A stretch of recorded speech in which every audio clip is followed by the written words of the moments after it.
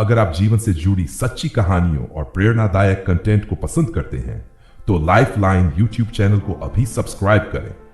यहां भगवान बुद्ध से जुड़ी एक सुंदर और प्रेरणादायक कहानी है जो बूढ़े मां बाप की सेवा पर आधारित है। बूढ़े माता पिता की सेवा भगवान बुद्ध की सीख। एक बार की बात है, भगवान बुद्ध अपने शिष्यों के साथ एक गांव में भ्रमण कर रहे थे। वहां के लोग बड़े श्रद्धालु थे। वे बुद्ध के प्रवचन सुनने के लिए बड़ी संख्या में एकत्रित हुए। प्रवचन के अंत में एक युवक ने प्रश्न किया, भगवान, संसार में सबसे बड़ा धर्म कौन सा है? कौन सा कर्म मनुष्य को सबसे ऊंचा बनाता है? भगवान बुद्ध मुस्कुराए और बोले, सबसे बड़ा धर्म माता पिता की सेवा करना है। बुद्ध ने आगे समझाया, जब हम छोटे थे, असहाय थे, तब माता पिता ने हमें पाल पोस कर बड़ा किया। उन्होंने अपने सुखों का त्याग किया, रातों की नींदें गंवाई ताकि हम सुरक्षित रहें। जब वे वृद्ध हो जाते हैं और असहाय हो जाते हैं, तब हमारा धर्म बनता है कि हम उनकी सेवा करें, उन्हें सम्मान दें और उनका ध्यान रखें। फिर बुद्ध ने एक कथा सुनाई। पुराने समय में एक युवक था जो तपस्या करने जंगल गया। वर्षों साधना के बाद उसे दिव्य सिद्धियां प्राप्त हो गईं। एक दिन उसने सोचा कि अब वह मुक्त हो गया है। वह अपने गांव लौटा, जहां उसके बूढ़े माता पिता अंधे और असहाय होकर उसकी बाट जोह रहे थे। उन्होंने उसे देखकर खुशी से पुकारा, मगर युवक ने घमंड में कहा, अब मैं सिद्ध हो चुका हूं, तुम्हारे बंधनों से मुक्त हूं, मैं संसार के मोह में नहीं पड़ूंगा। यह सुनकर माता पिता की आंखों में आंसू भर आए। वे बोले, बेटा, अगर तेरी साधना तुझे करुणा न सिखा सकी, सेवा का भाव न जगा सकी, तो वह साधना व्यर्थ है। युवक को अपनी भूल का एहसास हुआ। वह अपने माता पिता के चरणों में गिर पड़ा और जीवन भर उनकी सेवा में लगा रहा। अंततः वही सेवा उसकी मुक्ति का कारण बनी। भगवान बुद्ध ने कहा, जिनके माता पिता जीवित हैं, वे भाग्यशाली हैं। उनकी सेवा करके ही मनुष्य सच्चा धर्म निभाता है और पुण्य अर्जित करता है। माता पिता के आशीर्वाद से बड़े दुख दूर हो जाते हैं। अगर आप चाहे तो मैं इसी कहानी का एक और रूप थोड़ा और विस्तार या भावनात्मक गहराई के साथ भी लिख सकता हूं। क्या आप चाहते हैं कि मैं एक और वर्जन भी सुनाऊं?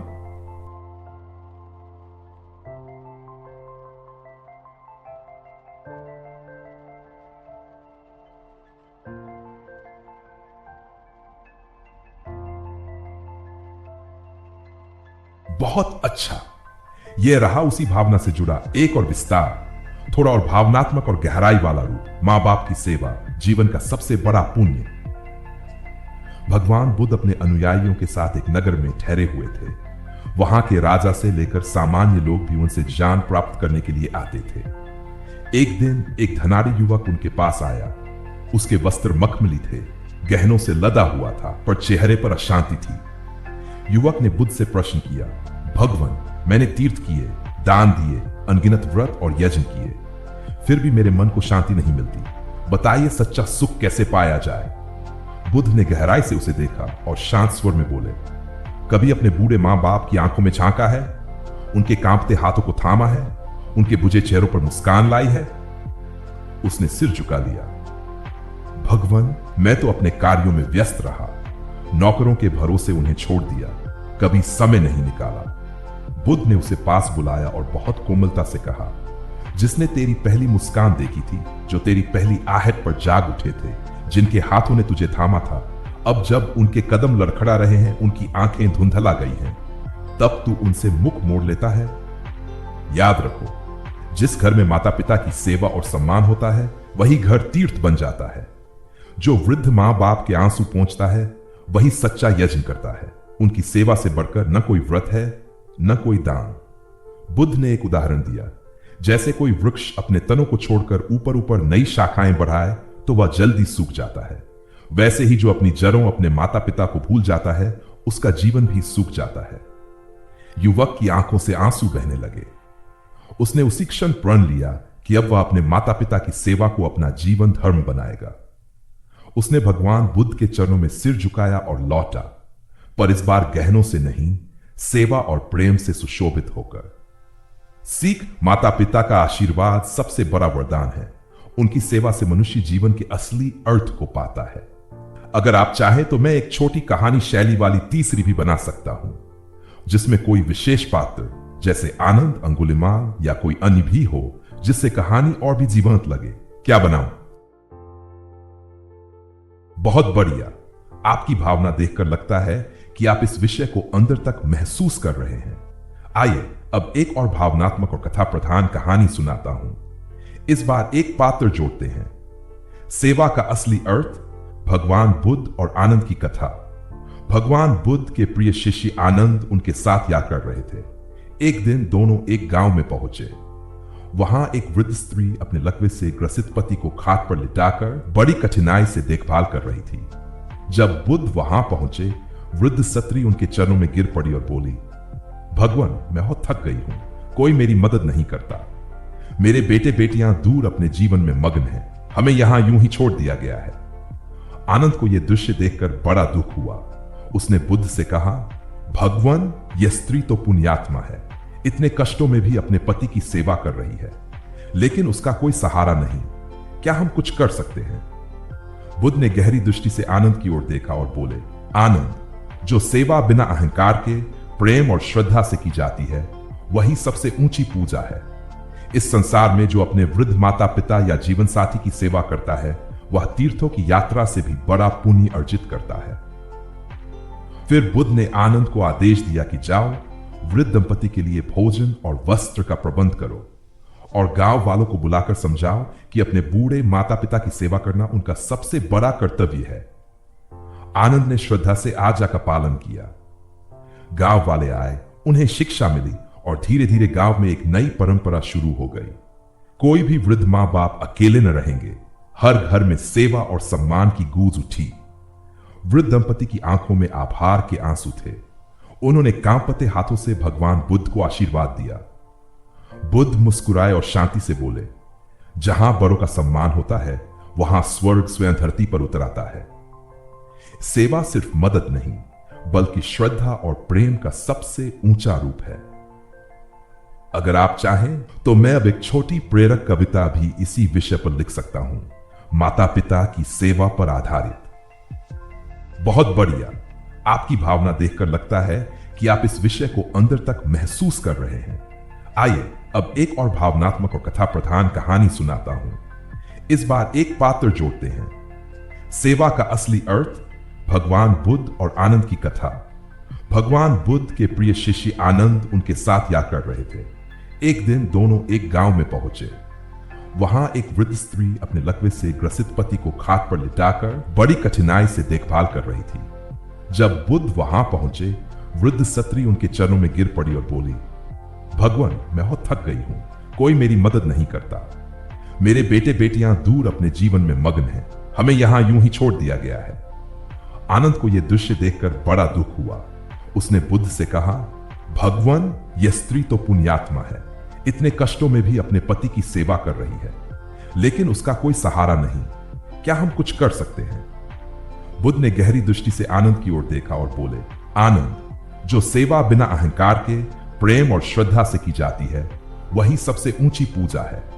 इस संसार में जो अपने वृद्ध माता पिता या जीवन साथी की सेवा करता है, वह तीर्थों की यात्रा से भी बड़ा पुण्य अर्जित करता है। फिर बुद्ध ने आनंद को आदेश दिया कि जाओ, वृद्ध दंपति के लिए भोजन और वस्त्र का प्रबंध करो और गांव वालों को बुलाकर समझाओ कि अपने बूढ़े माता पिता की सेवा करना उनका सबसे बड़ा कर्तव्य है। आनंद ने श्रद्धा से आज्ञा का पालन किया। गांव वाले आए, उन्हें शिक्षा मिली और धीरे धीरे गांव में एक नई परंपरा शुरू हो गई। कोई भी वृद्ध मां बाप अकेले न रहेंगे। हर घर में सेवा और सम्मान की गूंज उठी। वृद्ध दंपति की आंखों में आभार के आंसू थे। उन्होंने कांपते हाथों से भगवान बुद्ध को आशीर्वाद दिया। बुद्ध मुस्कुराए और शांति से बोले, जहां बड़ों का सम्मान होता है, वहां स्वर्ग स्वयं धरती पर उतर आता है। सेवा सिर्फ मदद नहीं, बल्कि श्रद्धा और प्रेम का सबसे ऊंचा रूप है। अगर आप चाहें तो मैं अब एक छोटी प्रेरक कविता भी इसी विषय पर लिख सकता हूं, माता पिता की सेवा पर आधारित।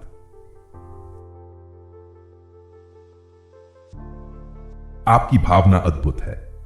चलिए इस बार एक और गहरी और दिल को छूने वाली कहानी सुनाता हूं, थोड़ी और आध्यात्मिक रंग के साथ। सेवा से बढ़कर कोई साधना नहीं, भगवान बुद्ध की एक और कथा।